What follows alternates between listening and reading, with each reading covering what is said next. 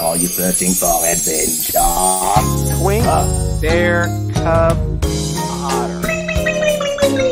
She was like a murdery Gorton's fisherman. Wait, this happened in the movie? A lifetime of Hallmark. Hello, everybody. It is your favorite day of the week. Another episode of A Lifetime of Hallmark, where we talk about movies on Lifetime and the Hallmark Channel, and we try to make sense of them. I am Les Kurkendaal-Barrett. Hello, Jason Bowers. Hello, Les Kurkendaal-Barrett. And hello, Kurt Fitzpatrick. Hello, Les Kurkendaal-Barrett, and hello, Jason Bowers. I have got to say, first of all, apologize. I was late finishing this movie, but I have got to say this was one of my favorite movies that we've ever watched. Really? Seriously. Wow. Yes. Well, of course, you guys know me, so it was my favorite for different reasons. You know, the sneakiness, the nosiness, teenagers who I feel like I raised myself. Because says the person who's trying to adopt. No, it did seem like the Les Kurkendaal-Barrett show because everybody was sneaky. Like everybody, the protagonist, the antagonist, the supporting characters, like and some people didn't even have any reason to be sneaky, but they're like, nope, I'm going to be sneaky. Well, see, they just whipped it out.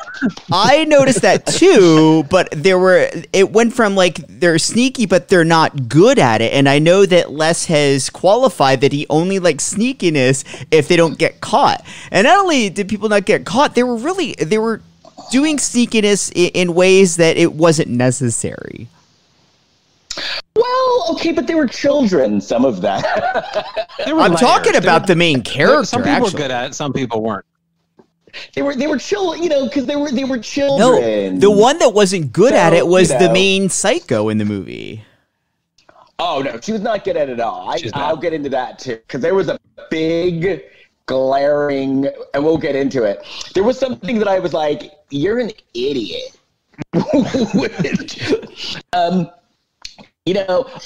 So before we get started, any quick Blac Chyna news? China. I have to have my China. And now, in the Blac Chyna report, here's Kurt Fitzpatrick. Okay, this is from theblast.com. Blac Chyna refusing to give Rob Kardashian her bank records in a nasty court battle. Blac Chyna is pleading with the court to stop her ex Rob Kardashian's attempt to get her hands on her financial records. According to court documents obtained by The Blast, Chyna filed a motion to quash, a subpoena sent by Rob to her bank. Chyna is currently suing her ex Rob along with Kris Jenner, Kim Kardashian, Khloe Kardashian, and Kylie Jenner. She accuses the family members of working together to get her reality show Rob and Chyna canceled. In the lawsuit, Chyna says the Kardashians spread lies about her in an effort to get producers to cancel it. The Kardashians deny all allegations of wrongdoing, ending the case to be thrown out. They argue the show is canceled because Rob and Chyna were having issues. Rob and his family don't believe Chyna's claim that she lost out on millions. Rob thinks Chyna actually saw an increase in business from the situation. He's currently trying to get his hands on her bank records in the legal battle. Rob fired off subpoenas to City National Bank, where Chyna has several bank accounts. They believe the records will show that Chyna's financial situation is just fine.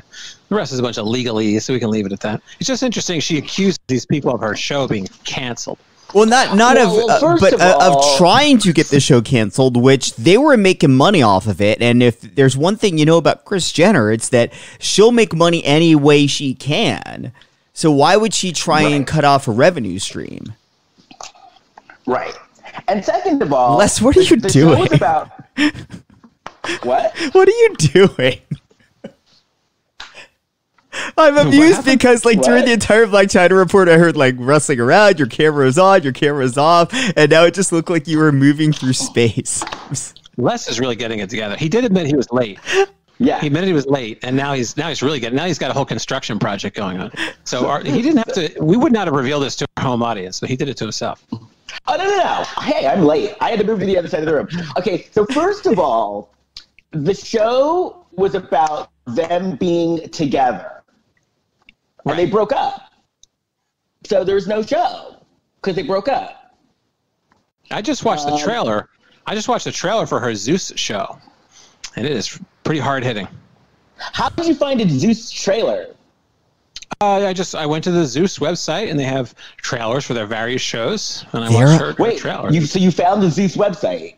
Yeah, it's easy to find. You just use the internet. They're on the internet now? Yep. So is there a way to get onto Zeus TV? What for us to have our own show on Zeus TV, or? Oh no, to watch the show. Just to watch it. Oh. Do they have show? Yeah. You have to subscribe. There's a monthly fee, or I think there's a yearly fee. I just had it up. It's like $3.99, something like that a month. Okay, like so cheaper than like Disney Plus. You realize, Kurt? I could hear that. Yes. You've uncovered a lot. Even Wendy Williams couldn't figure out how to get on this. Well, I look up Zeus TV. It came up. Yeah. Well, I think what that says about both us and Wendy Williams is we're kind of obsessed with Zeus TV, but not obsessed enough to just do a simple Google search. Yeah, I actually just looked it up, and so I was like, oh, okay. And there's a trailer for Zeus. Yeah, they have all these weird little shows. So, and I guess the Blac Chyna is the anchor. Wow. You know what? If I find it, I will take one for the team, and I will pay the $3.99, and I will watch the Blac Chyna show. It sounds like they're like a poor man's Quibi, right? It's Hulu. Yeah, it's yeah. There's something called instead of the real world, it's like the real dumbass world. That's like one of the shows on there. Wait, what? Something like that. Yeah. It's like different reality. It looks like some of the shows look like they were filmed in quarantine in people's homes, so they were kind of ahead of their time.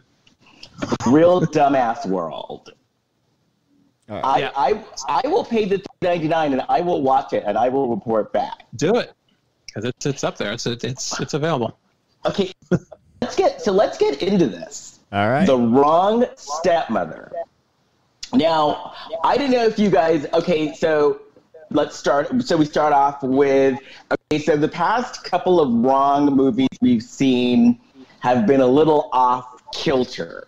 So in this wrong movie, I'm happy to say that it is back on track.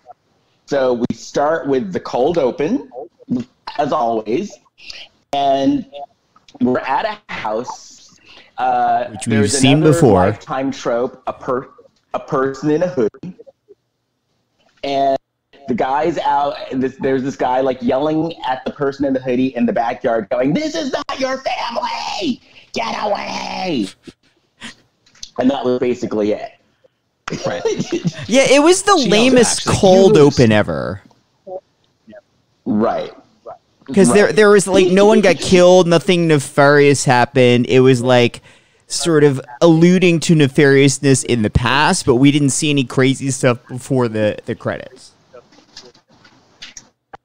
Okay, so one thing that I got to say about this movie, it seems like she and I have a similar type, because both the guy who was yelling at her and both the guy who she was going after in the movie both looked like guys who I have dated. Oh, wow. Both of them. So I didn't realize until the very end of the movie who plays the main guy, who plays the dad in this. Do you realize who it was? Yes. Parker Lewis. Yeah, Parker Lewis. Yeah. I at the end of the movie, his name came up because I didn't pay attention during the credits at the beginning, and I was like, wait, what? Parker Lewis is in this? Yeah. Oh, I know it the whole time. I didn't know Parker Lewis was on for so long. I thought that was on for one season. It was on for 3. Really? Yeah. And then he was also in. He was in that movie. I Know My Name Is Steven. That was before Parker Lewis. And he was on The Stand, that movie, yeah, that The Stand. miniseries, Yeah. The Stand, which is actually a really good miniseries. Okay, so get this. Did you guys realize? So after the cold open, they're showing the opening credits. Do you guys realize that Vivica A. Fox is now one of the producers of these movies? Oh, yeah, she has been. No. Oh, see, I didn't realize that until I just noticed it in these opening credits. She was number 1 in the credits, in the list of the cast. She was number 1. Yeah. Well, see, that I expect. She's the but she's barely in the movie. Eric. you know, She's not in it very much now. They may have shot all our scenes in one day, in fact. They shot all our stuff outside. But anyway, we'll get to that. As a matter of fact, I think she probably has like the Eric Roberts deal now. Because you know how basically Eric shows up, he has his glasses, he says his lines, and you could tell he's been there for like a day, maybe two. Yeah. You could same with her too. But they definitely made the most out of, like, we've got Vivica today, we're giving her a lot to do, because she has a speech at the end of the movie that goes on for almost a minute.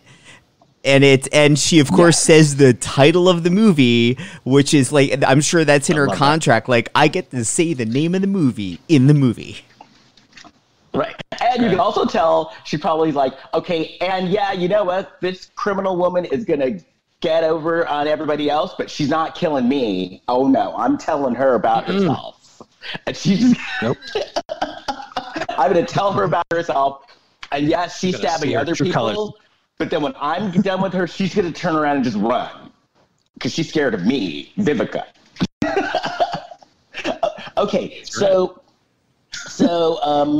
we see a dad, two daughters, Parker Lewis, the dad, two like a teenage daughter, and then a daughter who's like a little younger, and like they're getting ready for school, and he tells his daughters, you know what, first of all, we find out that the daughters have a dead mother. I see dead people. Exactly. And so basically these daughters, like the older daughter has basically become like the woman of the house, making meals, getting lunches ready.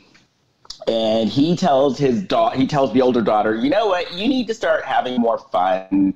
You need to be a teenager. And by the way, I've met someone. And you know, I've been on a dating app. On an app. On a dating app, which they make very clear in this movie that is not a good idea. No. Don't date online. Did you see? Did you guys see what the name of the app was? Yeah, it's a Timber. Yeah, Timber, not Tinder. It was Timber. Timber. You can meet lumberjacks. Sorry about that.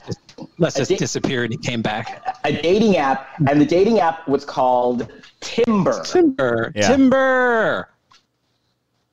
That's not a good name for a dating app. No. Or actually, it is. Like, I'm falling for you. Is, but not Timber. I feel like Timber is like we are two trees in the forest and we are falling for each other. Yes. And they did not make a sound. Yeah. So then then he says, okay, so, and I've set it up so I'm going to introduce her to you today. So the daughter was a little pissed, which I kind of get that, you know, you're basically springing this on us and you've been dating this woman. And so now you didn't give us a chance to kind of prepare for this. You're literally like, I'm dating a woman and she's coming over today and you're going to meet her. So I can actually, I get where the girl was coming from. And she sees her sneaking out of the house. Yes. She sees the woman. Yes. And so, Walk of okay. shame. So basically, so this movie was actually a stretch. So the woman who played the main woman, Cindy Busby, is normally only in Hallmark movies. And she's normally only like the ingenue, the woman who gets married in the Hallmark movies. Okay. So I guess this is basically like her monster. You know? And she does it scaringly well. Right. Oh, her monster. Right. Like, yeah, or her monster ball. Yeah. That's hilarious. This is her monster. This is her stretch. She is scary. She purses her lips very well and definitely looks very eerie. Oh, she gave good, like, mean face. See if I can get. She gave very good mean face. People at home can't see it, but I just purse my lips like she does. And so then Michael goes to work, and he runs into his coworker. Well, first of all, did you mention that the girlfriend was like taking stalkery photos of the girls like right out of the gate? Yeah. Oh, that's right. Right out of the gate. Yes. Stalking the house. Her cell phone got a lot of use in this movie. Yeah. She's out taking photos of the girls. The dad goes to work, and his coworker is like hitting on him. Cynthia, his very attractive coworker. Yeah, I didn't know, like at the beginning, I didn't know it was Cynthia, the girlfriend that we haven't met yet, and maybe the blonde lady stalking might be somebody else that's trying to take, I thought there was a possibility of that. But he's keeping his options open with Cynthia also, because Cynthia wants to. Yeah, he is. Cynthia wants to go out tonight, and he's like, "Well, I got something. I'm gonna be spending time with my daughters. But how about a rain check?" Yeah, he's very vague with Cynthia. Very vague. And so I wrote this. I like a chick magnet because Cynthia was very attractive, and then the other woman is very attractive too. Mm-hmm. You know? Can't lose. Yeah. So then I love the fact that they first show the school on Highland and Sunset that is actually where Hollywood High is. But then when they showed the actual school was a school on Highland and Wilshire. Oh, okay. Which, if you live in LA, because the show's set in LA, but if you live in LA, you realize that where they show the beginning of the school and where the show actually is probably like a good 5 miles away from each other. I wanted to know where the house was because the house is nice and big, but it didn't look like the kind of big house you would find more inside the city. It looked like the kind of big house you'd find in like Valencia. Exactly. Like I was thinking like Porter Ranch. Yeah, very suburban-y. Like on the outskirts. Yeah. So the daughter Lily is hanging out with her friend Patrick, who I really liked. Yeah, because Patrick was like Eddie Haskell, like up to no good. He was Eddie Haskell. He just did. Aw, R.I.P. Ken Osmond. Ken Osmond. Yes, but Patrick was cute. But he was wearing a snow beanie in Southern California like it's spring in the late 90s. And his clothes were too big. Yeah, I think that's the whole 90s thing is very influential in fashion right now, but they were going a little overboard with this kid. Yeah. He was the best with the sneakiness, though. Yes. Oh, yeah. He seemed to be, he was the most advanced. There's a part where we see his room. He's sitting in his room, and it doesn't look like a teenager's room. I thought that about Lily. Wait, was the daughter Lily? Yeah. Yeah, I felt that way about Lily's room too, because she had like a couch next to this very giant bed that looked like the kind of bed an adult woman would have in a very large home. Right. Yes. Yeah, Patrick's room looked a little like a showroom. I had my room. I had an Incredible Hulk poster and a Superman 3 poster, and he didn't have any of that stuff. I guess kids wouldn't have that now, but well, they'd have posters. They'd have some sort of Hulk came back. Young kind of thing. I just picture that they had such a low budget on this that they just snuck into like real estate open houses, and they're like, "Okay, we've got 5 minutes in this room. Let's go." Yeah. It did look very generic. Yeah. So then she's out there with her friend, and then Vivica shows up, and she's the guidance counselor, and so she's basically like, kids, you better get to class. And then she has her long wig on in this movie, which means she's a little. When she has the short wig, that means like she's like a cop or something. Mm-hmm. So she had like a longer sort of medium wig that's straight, which means she's more of like a businesswoman. Yeah, she means business, but she's compassionate. The short hair just means business. And then, like, in the wrong movies, when she's more of a sexier role, she has a long, curly, big-haired wig. So she's talking to the kids, and then she's telling the Lily, that she needs to get her college essay together. And then she's telling Lily how, you have potential, you're smart, and basically write your essay from the heart. She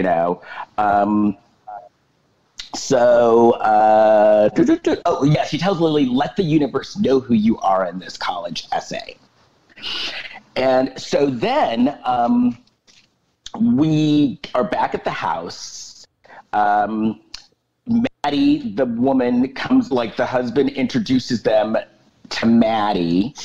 And you could tell the little girl, of course, there's 2 daughters. The younger daughter, of course, likes her to the point of being annoying. But the older daughter, Lily, kind of smells a rat, and she's very suspicious. I love the younger daughter in this movie. There's many times in this movie where the younger daughter has to keep a composed expression, as you'll see. And then, like, they start talking about college and stuff. And Maddie immediately inserts her opinion, like, I don't know why you want to go away to college, like something that was none of her business. Yeah. So then, okay, so here's another trope in these movies. Maddie excuses herself to go upstairs to, I guess, powder her nose, and takes out this big, huge camera. That's huge. Yeah, they don't. All the time we see this now. They don't even waste any time on this. No, Lifetime. There's the camera. They must see this coming. Yeah, Lifetime movies, they don't just love a hidden camera. They love a hidden camera that isn't hidden. It's a gigantic camera that is in plain sight. And in this movie, they didn't even bother with the logic of trying to have a cord connected to it. She just sticks this giant camera with no power source behind this frame or whatever, as if no one's gonna see it, even though it's like right out in the hallway. A camera that's bigger than bigger than a cell phone. Yeah. Huge. I'm surprised she doesn't ask where there's an outlet. Is this a good place for the camera? I'm trying to plug this in right here. She's like running a giant, like, industrial extension cord down the stairs, and nobody questions it. She brings in a generator. And then, so then she goes back downstairs. I wrote here, who got caught snooping? Someone was snooping. Who got caught first? On a cell phone. Maddie got caught snooping on the dad's phone. Because they had all moved in. While Maddie was upstairs, they had moved into the kitchen to, like, wash dishes or whatever. And Dad left the cell phone on the table right as Maddie got back downstairs. He got a text. And so she's looking at it, and Lily walks in. Yeah. Why were the blinds open? These people are having dinner, and, like, the blinds are completely open. Well, Are they having an exhibitionist dinner? Yeah. I guess. All right, They want to show off. Look how well we eat, poor people. But then this is what I had an issue with, though. Like, so the night winds up. He says goodbye to Maddie. Maddie says goodbye to the family. He doesn't walk her to the car. He's like, okay, bye, and she, like, leaves.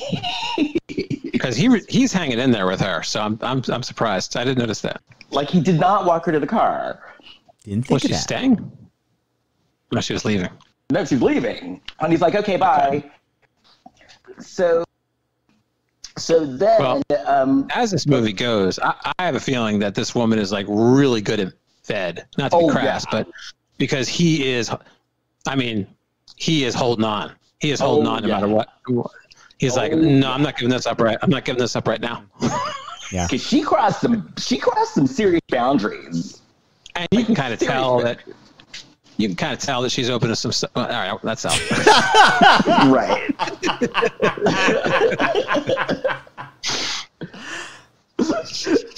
Sorry. So to our home audience, I'm on a little medication today. So she goes to the car, right? So Maddie goes to the car, but then she's snooping. So basically on her cell phone, because of the camera, she can look on her phone and see what's going on in the house. So and she like finds out the best microphone ever on that camera, because Lily's having a conversation with Patrick like while she's in her room. This camera's out in the hallway and you can hear what they are saying more clearly than you can hear the three of us talking on this podcast right now. Oh yeah. Well, that's true. Picture. I wonder if she calls her provider and says, look, I need a really good data plan. I'm a stalker. I have some cameras set up in some houses. I have a, Oh yeah, that's T-Mobile's new Stalker Plus plan. It's just a $5 a month add-on. Yeah. She's got a special plan for this. So meanwhile, Cynthia, the coworker, the next day, like, shows up at the house. And she immediately starts grilling the kids for information. Like, so, because we find out that he forgot about, Michael forgot about an appointment. But Cynthia literally walks in and is like, so how are things? What has your dad been up to? And like the daughter almost, like the younger one almost totally like spills the beans too. But she gets stopped before she spills the beans. Because Michael's trying to keep all of his options open. So which for some reason the movie would never come out and say, which I thought was weird. Because he was being really weird about Cynthia finding out about Maddie, and there's really no reason if he is just friends with Cynthia. Right. He's keeping his options open. That's what it seems. And he's probably like, think about it. He's like this middle-aged suburban dad. He's got two very attractive women into him. He's probably like, hey, when is this going to happen again? So then Maddie is like spying from her car. She's at the school and she's spying. And she gets caught because she's like in the school parking lot. And it cracks me up because I totally know exactly where the school is. I drive by the school all the time. So she's in the school parking lot, and so this guy comes up to her, and he catches her, but he catches her more like, hey, you're not supposed to be parked here in the parking lot. And she kind of explains it away by saying that, oh, she's a mom, and she's watching her kids. She just dropped off her kids at school. Yeah. And so, like, the guy kind of commiserates with her, and so then,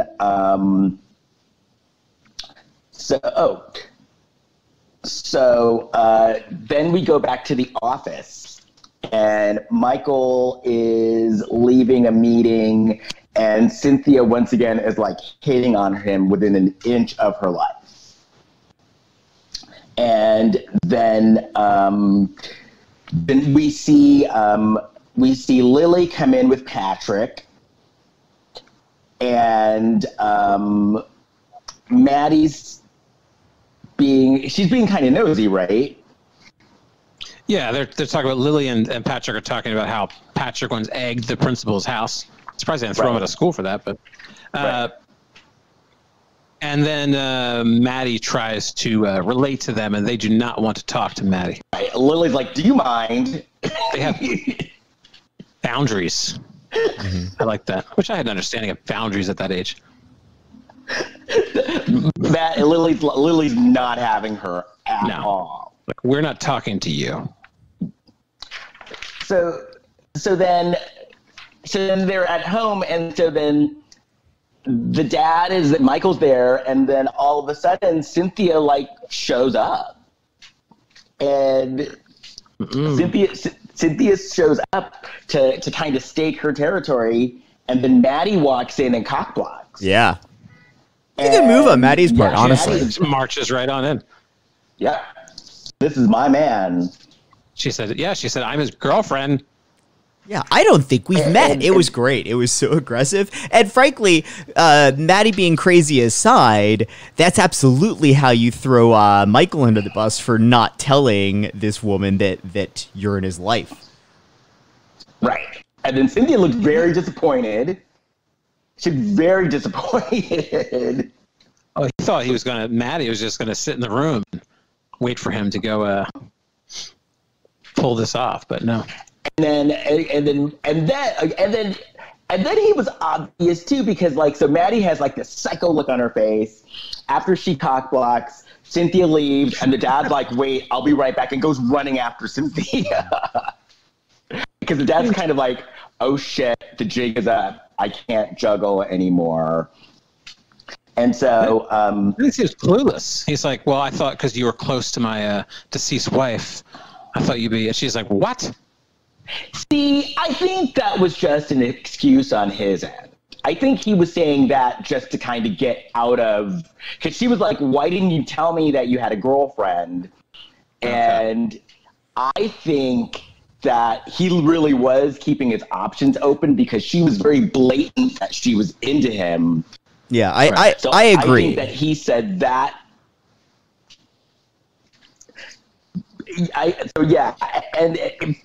So I think he said that just to kind of not look like a dick. A smoother character than I had thought. And then I even wrote here in my notes.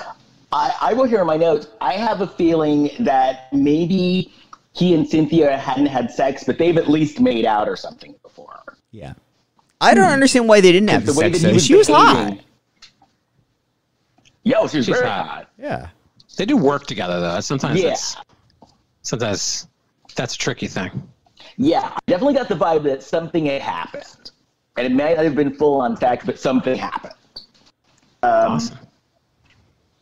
So then, when we find out that Cynthia was friends with, his dead wife. I see dead people. Well, now Lily talks to Cynthia and she says something's off, and Cynthia immediately decides, I'm going to do some digging. Yeah. Yes. It was like I wrote this movie. Cynthia's like, I'm getting to the bottom of this. I wonder if she was looking for things to do. She was like, well, I was kind of coming over here thinking I was going to have a booty call. Now I got a free night, so I could do some research. Imagine get my booty back. Imagine how effective Cynthia would be at snooping during the quarantine that we're all under. Like, she'd have all this time to search the internet about all the people she wants to get back at. Well, I'm already caught up on Ozark. I guess I could do some snooping now. Because she did very well on her snooping, like very well. Well, okay, we'll get to her. Go ahead. No, we'll get to her. She makes some bad decisions later on. That's what I say. Well, yeah.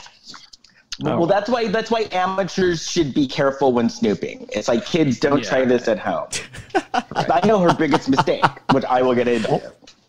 Don't be in the sandbox if you've never been to the beach. Seriously. Just made that up. So then,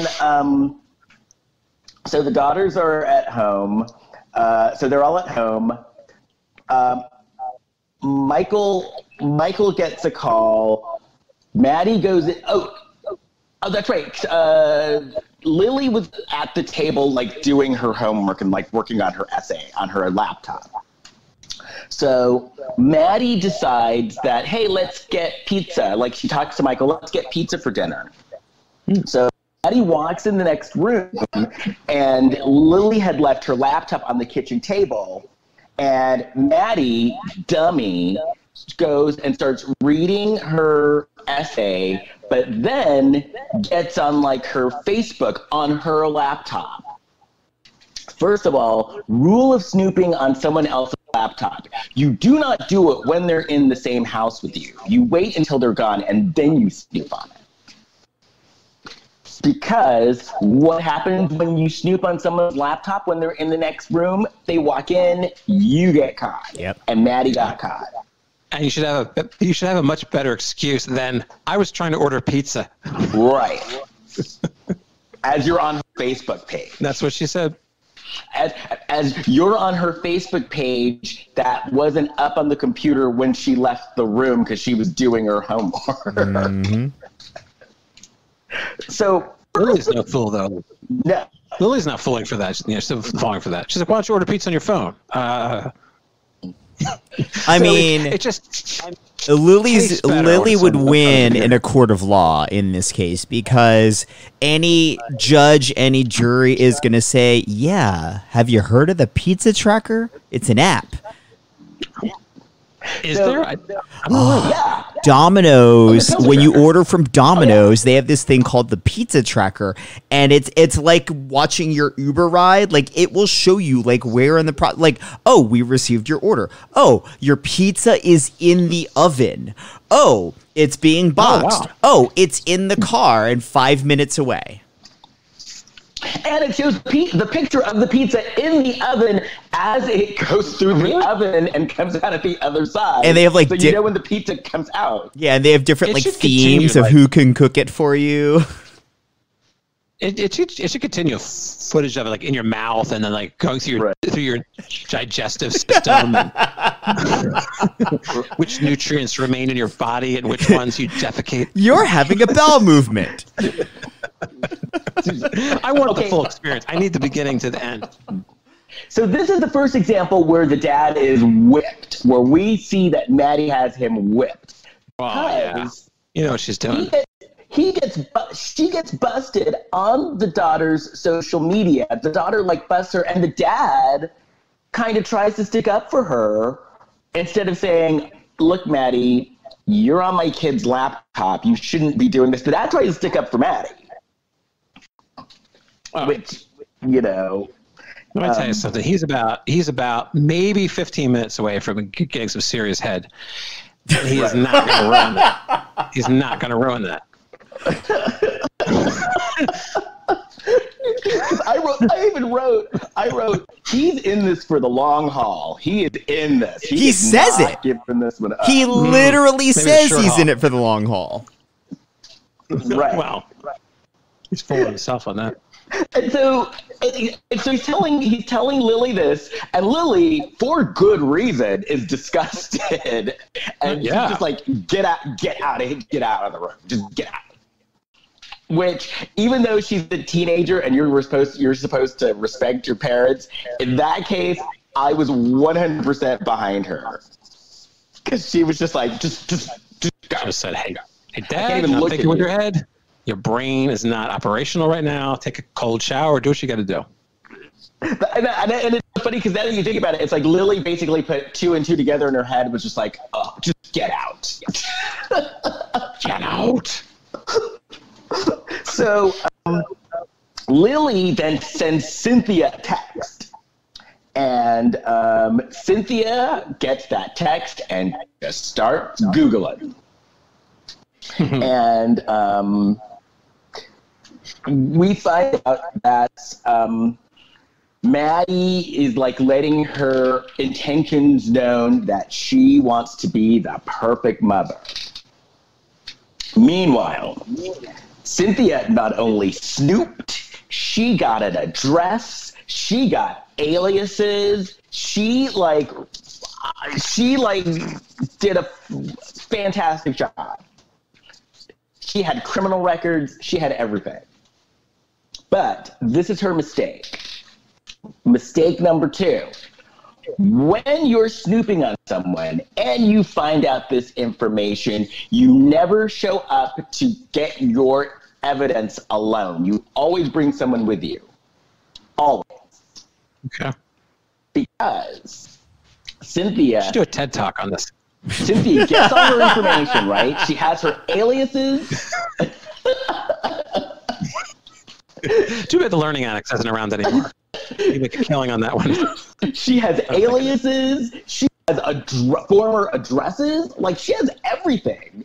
And so she shows up at this house, but Maddie is onto her because Maddie is following her. Maddie's, like, stalking her as she gets out of the car.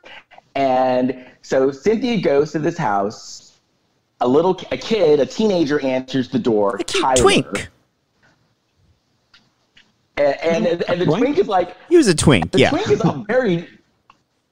very damaged, apparently, because she asked him a question. He's like, I keep to myself. I keep low-key. I keep to myself. And I'm like, you're sounding awfully bitter for, like, 16. He's lived a rough life. I keep to myself.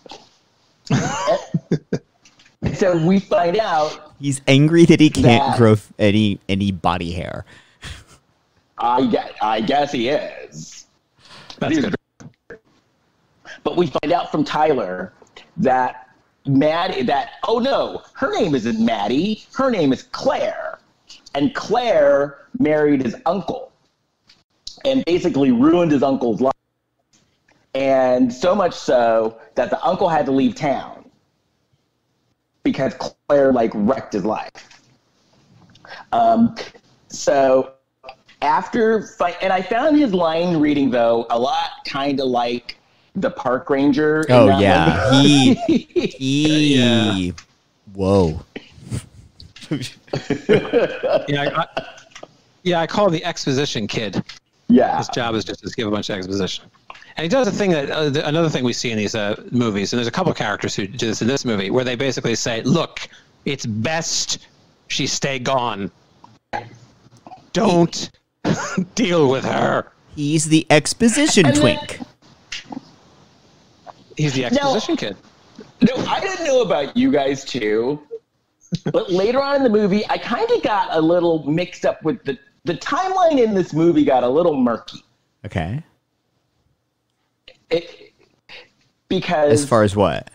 Because it seemed like this movie, it seemed like it went on for a week, but then with all the stuff that came out, it was only a few days. Because I felt like it was less than a week. Yeah. Because we know that Maddie had to have her paper in on that Saturday. So the guidance counselor, Vivica, probably talked to her first about it on, I don't know, a Monday. It was a school day.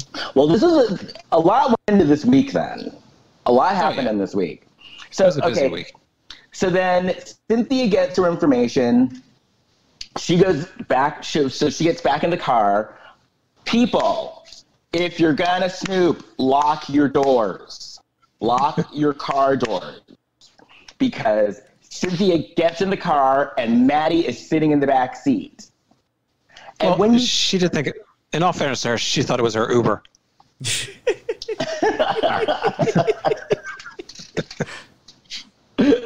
And when you see the psychopath in the backseat of your car, you run out. Yell at them. You get out of the car. Yell at them. I run out so fast. Like, what? Ah! Because that's there. Because then Cynthia starts telling Maddie all of the dirt that she got on her, and then Maddie is like, F you, and basically takes out her purse and strangles Cynthia with her purse. I'll teach her. Then Cynthia, man, she was like Morgan Freeman and Driving Miss Daisy. She's about ready to driving her around the car. She's like, murder me, Cynthia. Murder me if you must, but I have to get to my doctor's appointment. Let's drive there and do it. Cynthia was a very lovely corpse. I'm through stalking you. I could drop you off somewhere if you want. So then Maddie, and I like this part too, because then Maddie puts Cynthia in the trunk of the car and does a little outfit change and puts on a leather jacket. So this means she means business because she's wearing her leather jacket. She does look good. So then she goes back to the house. I'd probably fall for this stuff too. She goes to the house and says, "Listen, Tyler, you better watch it." And then she stabs poor Tyler. She kills poor Tyler. She killed the exposition twink. That was impolite. That was impolite because she gave him a warning, and then she's like, "Oh, never mind. I'm just going to stab you." And he's underage. You got a warning. You got a warning. Come on.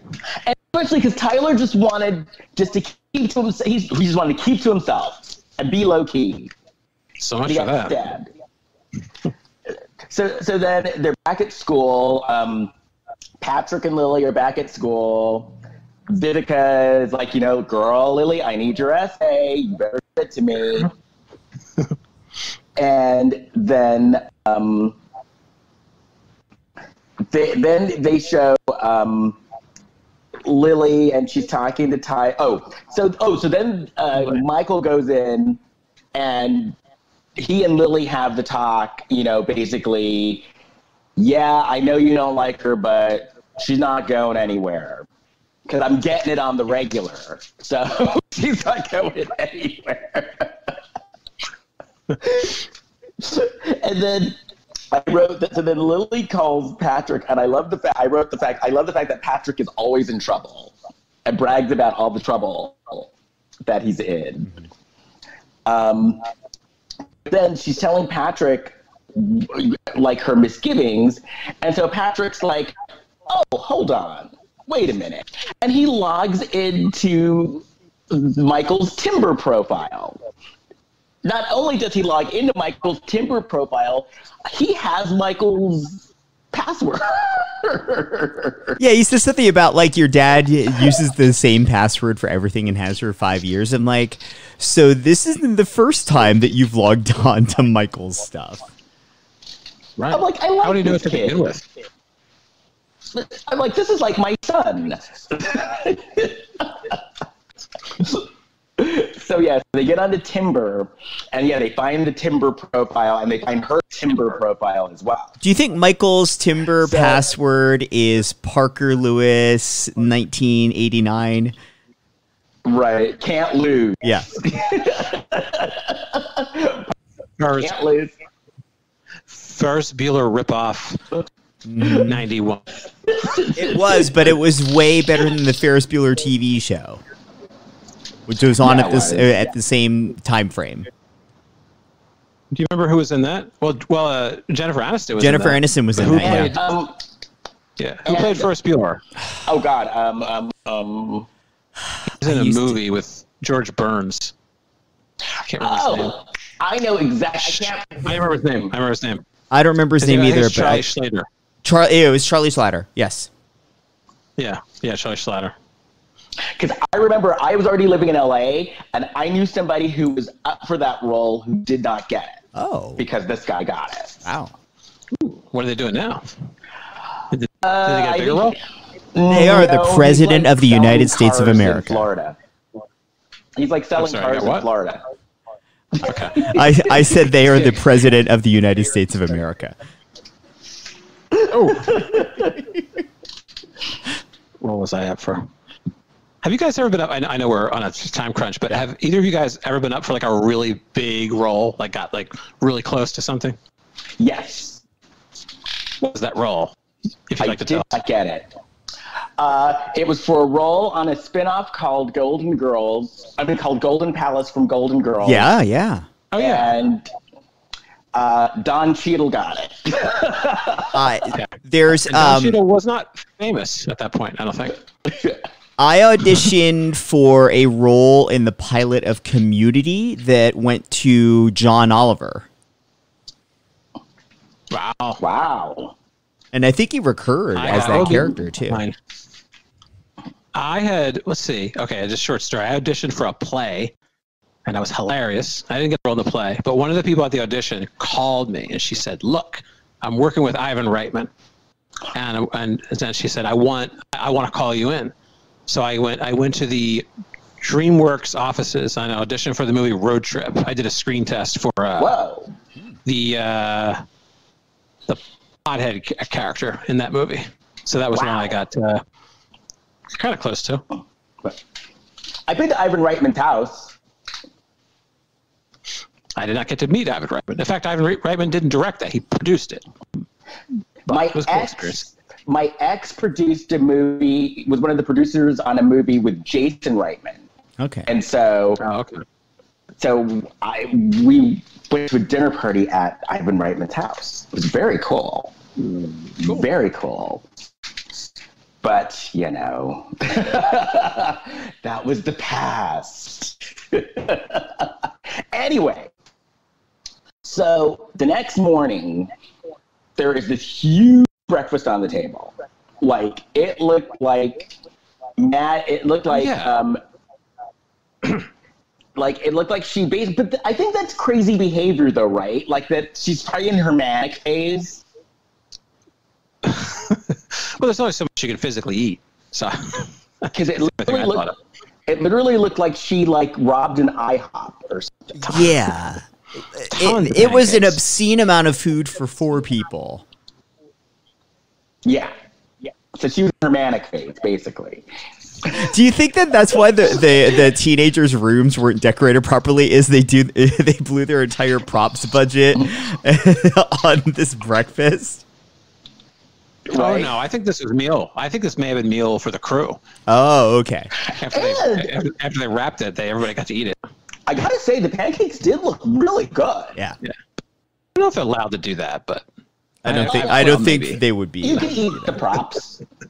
I think you can eat the props. Like if they're edible, they'll let you eat them. I think as a cast member, yes. But I ate the props. I don't think using the props as the meal for the crew for the day would fly with union rules, though. Yeah. Right. That's what I'm thinking. Yeah, that might not work. But yeah, like because a lot of times after the shoot, the foods by the time they're done is so gross. But if it's still edible, they'll let you eat it because I've eaten it before. Yeah, I have too. So the little sister is like really annoying at this point at breakfast. So after breakfast, Maddie goes snooping again on her on Lily's cell phone, and she finds Lily's essay on the phone.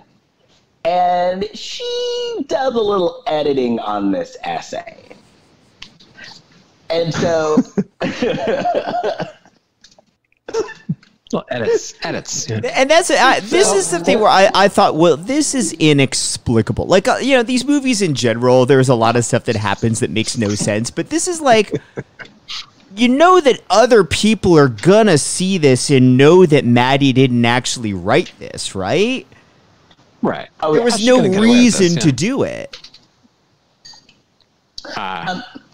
Well, this next part I have to say is I think my favorite part of this whole movie, where Maddie gets all dressed up to go to a coffee truck. Yeah. You don't want to be looking your worst when you're Well, it's not like they talked about it. They're like, oh, we could go see that new coffee truck. Like, clearly this family has been looking forward to this for a while. Like, they've got it marked on their fucking calendars. Oh, new coffee truck. Oh, yeah. Need to try out. I'm not going to look like a hag. I'm not getting my coffee. And then at the coffee truck, we get another line reading similar to Tyler's, similar to the park ranger. That's not possible. This trail's been closed for 8 years. It's extremely dangerous. Yes, it was that good. God bless these people, though. They're getting work. They got to do something. Yeah. Hey, I wish I had an under 5 on a Lifetime movie. I mean, it's part-time. You know the woman working the coffee thing. She probably actually does work in a coffee truck. No, because that truck actually looked familiar. Well, she probably does. She probably loans them the truck, and then like in part of the deal, she gets a roll. Yeah. Sounds good to me. So the woman is talking to Maddie, and Maddie tells the food truck woman that, because the food truck woman says that you and your daughter look alike. And Maddie didn't deny the girl was her daughter and just kept the story going. Yeah. And then when Lily walks up, the food truck woman says something about her being Maddie's daughter, and Lily's pissed, mm-hmm. and calls her on it. You know, the next scene is always like Lily yelling at the family, yelling at her dad. Now this happened. Right. And the dad just, you could tell he's whipped because he just doubles down. He's like, she's trying. She means well, which means he's getting it really good. He's like, come on, 15 more minutes. Just shut up. So this is the part that I had a problem with, though. So Lily goes storming off to her room, and she sees Maddie's purse. And Maddie has a big file folder in her purse. Lily starts to snoop, which is fine. But then she hears Maddie coming, and Lily takes the folder and runs upstairs, right? Not to get caught. But then Maddie comes up and just looks in her purse for her phone and doesn't realize that a big, humongous file folder that was sticking out of her purse is gone. Yeah, I thought that was ridiculous. Gave that no notice. Right.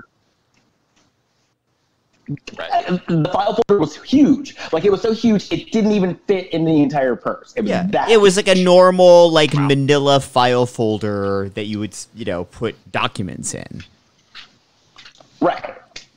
So then Maddie just goes on like she didn't even notice it.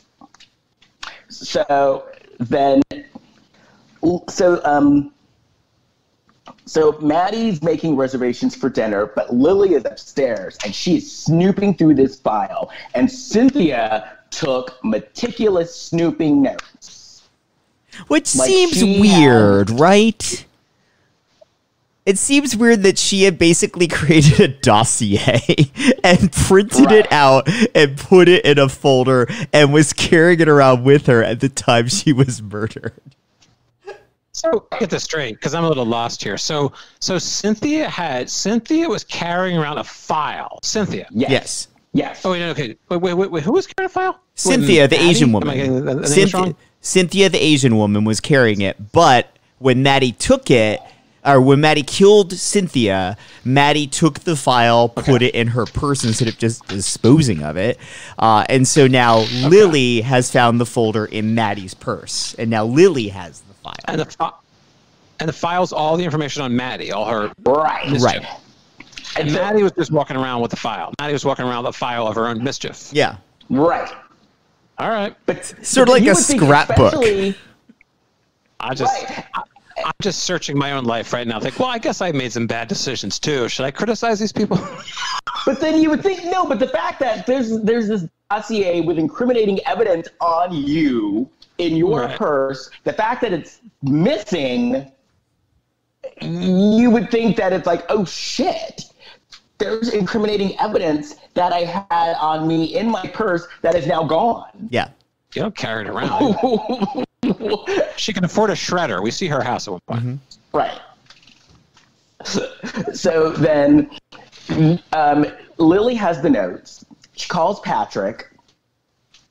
And but while she calls Patrick, Maddie's spying on her. So Maddie knows what's up. So the next day, Lily's at school. She asks Vivica, hey, did you get my essay? I turned my essay in. And Vivica is kind of shady to her and kind of frosty to her. She doesn't believe a word she says. No. Right. And then so then Vivica's like, well, I'm just surprised because your essay is all about your stepmother. And Lily's like, what are you talking about? And she's like, well, I have your essay. You said you were going to write it about your mom who passed away, but you wrote it about your stepmother. And then when Lily's like, I didn't write that, Vivica's like, well, it came from your email. And so then, Lily then goes and yells at Maddie and tells Michael, listen, your girlfriend hacked into my computer and rewrote my college essay, and Michael still tries to double down. Mm-hmm. Michael looked like Dr. Fauci during the press. He just has his hand like over his face, like, oh. So, I understand being whipped. I understand getting it on the regular and enjoying it. But there comes a point when your girlfriend goes in and plagiarizes your daughter's college essay, which could get in the way, by the way, of her even getting into college and basically ruin her future. You kind of break up with the person then. And, she admitted it, too. She at first she denied, and then she's like, "Yeah, I'm sorry. I was just like, I just really want to be a part of a family or something like that." And it's like, why would you admit it? I did some editing. Well, how's she going to get away with it? She sent it from the girl's email. Yeah. In fact, I'm surprised that Lily didn't show her computer, say, "Look, everybody, this is what happened." Because that's right. Because she found it on her phone. Like she found the changed essay on her phone. Yeah. Also, but, like, yeah, dumb of Lily to not, like, one last scan at proofreading before hitting send. Right.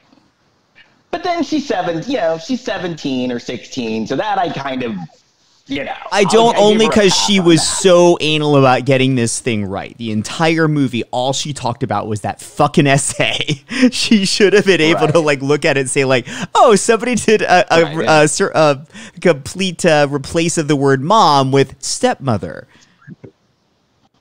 She probably did one of those Microsoft Word things. Yeah, you just replace this word, replace mom. Yeah. Right. Yeah. Oh, Maddie totally used Clippy for help. Yeah. And then Maddie was like, "Oh, you know what? You better apologize to her." And it's like, no. He was very wussy about it too. Like, yeah, better apologize to her. He's got to man up. He's acting like he has no other options. Which and obviously, I guess Cynthia's gone. So yeah. The thing is, though, you do. He wasn't a bad-looking guy. You can't let people treat you like that. And listen, there were plenty of women. Like you could tell he's a good dad. There were plenty of attractive women out there who would gladly date this guy. He's got money, great job. His house. Yeah. So then Michael leaves the room, and the little girl, was it Nicole? Nicole, yeah. Nicole. So she's still in the back patio, and at first, Maddie told her, "Hey, you know what? Get off your cell phone. It's family time." But then after this went down, the little girl's still on her phone, and Maddie's like, "I told you to get off your phone." Starts yelling at her. The little girl. Yeah, she asked the little girl, "Do you want to be rude?" And she goes, the little girl says, "No." Right answer. Because you're going to be in trouble. And the little girl is just baffled by her. Well, but the thing with Nicole is, like, Nicole wasn't that young. I think Nicole was, like, maybe a freshman in high school because she went to the same school as Lily. So she's not so young. She's certainly at an age where she should learn how to talk back, especially when she just found out moments earlier that, oh, Maddie is crazy enough that she went in Lily's essay, changed it, and sent that in. But Nicole wasn't too bright, though. I thought Nicole was younger, but if she was 14, I think she's younger, yeah. She was not too bright if she was 14. I don't know. I like her. I think she says, "Do you want to be rude?" She said, no, I don't want to get in my mouth, but no. And then I love when Betty's like, or little girl's like, Nicole's like, "Oh, my dad doesn't care if I get on a cell phone." She's like, "I'm not your father." And like, takes the cell phone. I was hoping that this would lead to the end of the movie where the little girl throws the phone at her head, knocks her out. Oh, yeah. Unfortunately, we'll see that. I love it. She yanks the phone, and then later Nicole's like, "Can I get my phone back?" "No! You can't get your phone back." And then she's all, "It's not fair." And the little girl, and Maddie's like, "Life's not fair." What a cross to bear. So then Lily takes her snooping up a notch and goes, and Cynthia's dossier finds Maddie's house, at a very nice house too. Everybody lives in a nice house in these movies. And once again, as to piggyback off of what Jason was saying, Maddie's house also looked very sterile.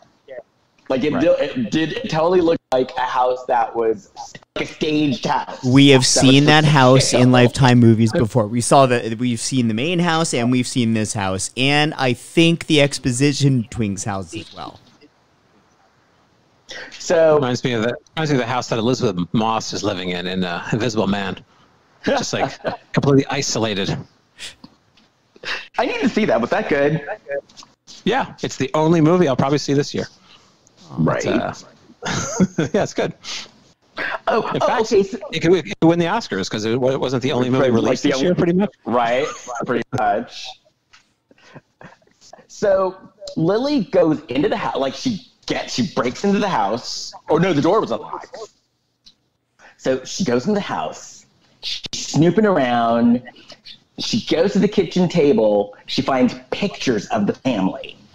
And all these pictures of the family, there are pictures of her mom. There was and they're all laid out on the table. And then Lily finds among these pictures a therapist's card. So then Lily goes to see the therapist, and the therapist is none other than our friend Tracy Nelson. And a wrong movie is not a wrong movie without Tracy Nelson getting killed. Mm-hmm. I think it's in her deal. I was thinking about this because I watched that and I paused it for a little while and I thought about Tracy Nelson. And I thought, I'll bet she does these movies to cover her health insurance. She probably gets some money. If she got some money from like Ricky Nelson's licensing, if there's some Ozzie and Harriet licensing, plus she had her own run for about 10 years, right? Well, yeah. She was on Father Dowling, yeah. Sister Steve. Remember Sister Steve? Yeah. Sister Steve, what's that? She was on Father Dowling. That was her name, Sister Steve. Oh, Father Dowling. Yeah. So that was on for some years. So I'm thinking, okay, so she's got some money from that. She probably has like a little bit of income coming from like residuals and stuff. And then she does like maybe 2 of these movies a year. And then she gets her health insurance through SAG. Oh yeah, right. That's my theory. Now, if she wants to dispute this, we're willing to discuss this with her. Tracy, you're more than welcome to come on. We like you. Yeah. Tracy, we won't kill you. That you do these movies for your health insurance. And I think it's smart. Which is ironic because her character is never healthy in the end. Never. No, our characters are not healthy. I think she died in every wrong movie. Yeah. If your provider is watching your characters, they're going to raise your premiums. Yeah. Just as it's in Vivica's deal that she gets to like use her wig line, it's in Tracy's deal that I'm going to die in every movie. That's fun. But in the scheme of Tracy, right? Very basic health insurance. Yeah. Okay. But in the scheme of the Tracy Nelson appearance, this is a very short appearance, though. Yeah. I think what it is they normally they sprinkle her appearances throughout normally, and this is very isolated within the film. She gets enough income, she can get that basic health insurance. So they're like, okay, Tracy, we'll give you like a half a day. We'll give you a half a day shoot. I have to get a checkup. I can get that molar filled. So then Lily goes in and like Tracy was a nice therapist too, because Lily just shows up and Tracy like, oh, you know what, I don't have a lot of time, but I'll see you now. I guess it was for free, and so once again, health insurance. That's okay. Okay. So Lily basically tells Tracy the entire story. Well, she doesn't quite. Was like, she dances around the story, and then at the very end, when Tracy's like, "Hey, you got to go," then she starts really telling the story. And also, because Tracy was kind of like, initially, Tracy was like, "Well, you're the one with the problem because you're explaining this, and you're just having mommy issues or whatever." And then she gives her the details. And then she mentions Maddie's name, and then Tracy gets a look on her face, and Tracy's like, I can't tell you why because of doctor-patient confidentiality, but you're in trouble and you need to get away from her. Yeah. But I can't tell you why you need to get away from her, but you did. I can't tell you why. And I suggest you watch a couple of movies. What's amazing about this movie Get Out and the movie Psycho. What was amazing about this too is she's like, I'm not allowed to tell you that Maddie's crazy or why she's crazy. I'm just telling you she's trouble, so you need to leave now. But if you ever need anything, you can come see me anytime you want. She literally followed up I can't talk to you about this with come talk to me when you want to talk.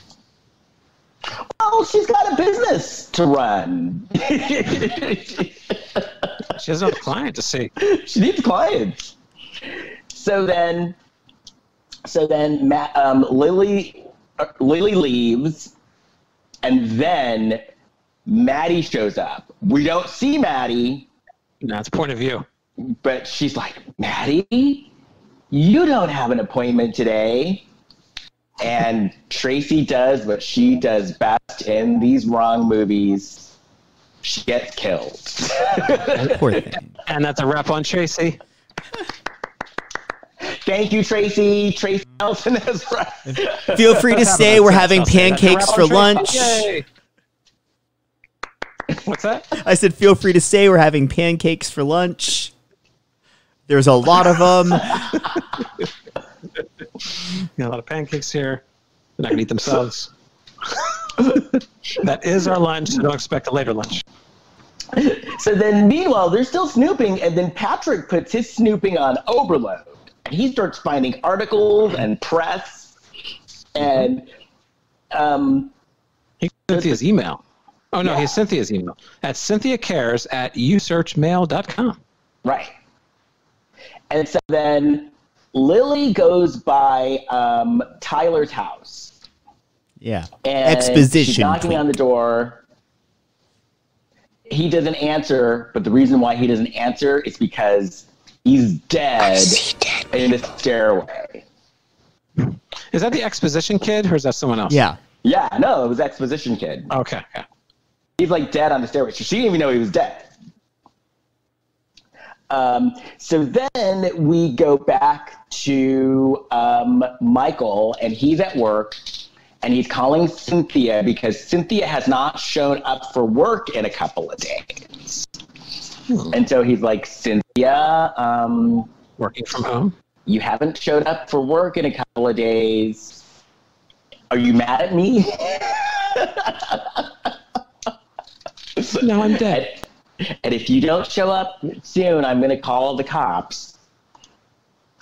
And so then we find out that Maddie witnessed violence with her parents. And so Maddie basically has mommy issues. And so that's why she's acting the way that she's acting. So then Maddie shows up at school to pick up Nicole. Oh, so I guess pick up Nicole. She says she's picking up Nicole, and she runs into Vivica, and Vivica is like, Maddie's like, hey, have you seen Nicole? And Vivica's like, oh no. And she's like, who are you? And Vivica's like, oh, I'm the guidance counselor. And Maddie says, oh, I'm her mother. And Vivica then says, oh, hell no. I have a clip. Her for Phil. I have a clip. Here we go. I know who Okay, you good. are. All right. And I know what you did to Lily's essay. I'm not impressed. You're not a role model, and you're hardly a mother. Based on what I've seen, you're trying so desperately to convince those girls and yourself that you're a good fit. Well, I've got news for you. You're the wrong stepmother, because no woman with any type of maternal instincts would do what you did to that girl. You're the wrong stepmother. Yeah, that was Vivica had a speech. Like, she's like, I want an Emmy monologue in this movie. Right. She's got it. And I still love the fact that Maddie, who at this point will stab you, will kill you, Maddie was afraid. No, she's like, I'm not messing with this. Whoa. I am not messing with Vivica. Okay. And she turns around and she runs. She runs and then immediately grabs Nicole anyway. And I'm like, Vivica, are you not paying attention to what just happened? Yeah, I thought Vivica was going to run after them. She's probably like, I'm done. I did my job. Vivica's like, I'm not running. I'm the producer. Running was not in my deal for today. I am wrapped. I am not running. That's a wrap for me today. Yeah, Vivica wraps herself. Right. I'm wrapped. Vivica out. I'm having a pancake. Right, exactly. So then Coffee truck still around? Oh, I bet the coffee truck was probably like on this, like the set part of the food craft services. Oh yeah, yeah. I worked on a shoot. I think I worked on a shoot last year where they had like a waffle truck, and it was just for like people working on the show. That's pretty cool. So I bet that truck was like part of craft services, and that was like their coffee truck like the entire day or something. So then Maddie grabs Nicole. She gets in the car, drives away. So then Lily then is talking to Patrick, and she finds out. They all go home at this point, right? Because then Lily Lily basically found out that Maddie not only had a bunch of aliases, she married a man, and the man died, and she inherited a lot of money.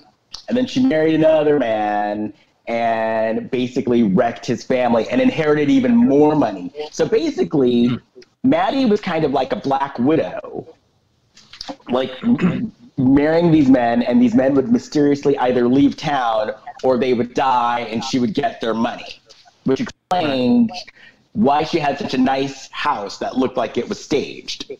She still can't qualify for widow on her income taxes, though, because you need to have a dependent, unless she like adopted one of these kids. So we see that there's a tax tip. Maddie's name was Claire, and then it was Victoria. It should be Black. Yeah, like Blac Chyna. One of her names should be Black. Black. That's a common name now. So then Maddie has like the girls in the living room, and then Michael comes home.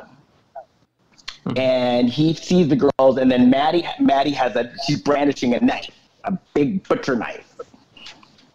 Then she does her monologue, and then she runs up and she stabs Michael. And as she stabs Michael, dumb Nicole then goes and calls the cops, and finally does something smart and calls the cops. Yeah, well, she's holding the little girl, like I was like she's like threatening her. And the little girl just has kind of a look on her face, like, yeah, I'm just sitting here. Then she runs the hell out. She runs out. She calls the cops. The cops show up, and then the cops show. They don't show. Do they show that? They didn't show the cops arresting her, right? I think Maddie just runs. No, because Maddie gets away. Maddie runs away when she hears the sirens. She does. Yeah, she goes, "You're lost," and then she runs out. Yeah, runs out. And so then she runs back in and grabs one last pancake. Right. So then it cuts to a couple of days later, and the dad is like telling the daughter, like, he's like, "I want to talk to you girls," and Lily's like, "You didn't go back online, did you?" He said, "No, he's never gonna do that again." And they're gonna be a very happy family, and everything was fine. But then they do my favorite, the wrong trope. Is then they cut to another cold closing. Well, it's like a time jump. It's a time jump. What's it called? A coda? A time jump. Yeah, it's a coda. A coda is a good term for it, Kurt. So they show a playground, and this little girl is playing with her dad, and then Maddie is hiding behind like a playground thing, and the dad's playing with the daughter, and the daughter goes walking, and Maddie approaches the daughter, and she's like, "Oh, is that your dad?" And then the little girl's like, "My mommy's dead." And she's like, "Perfect." I see dead people. And then the dad turns around, and I knew the actor who played the dad. Well, I was going to ask Les if this guy was also your type, because you said she was consistently. You both had the same taste, it seemed. When you say you know this guy. That one's not my type. Like the other two were basically like, and that's where you've met John before. John's kind of in that vein. Right. Okay. Yeah. So she meets this new guy, and that was it. They live happily ever after. She got her act together. They live happily ever after. So the good news is, because Jason, you discovered that this movie was also on Amazon Prime. Correct. There are so many wrong movies. We have not even scratched the surface of wrong movies that I found. I paid $2.12 on YouTube to watch this.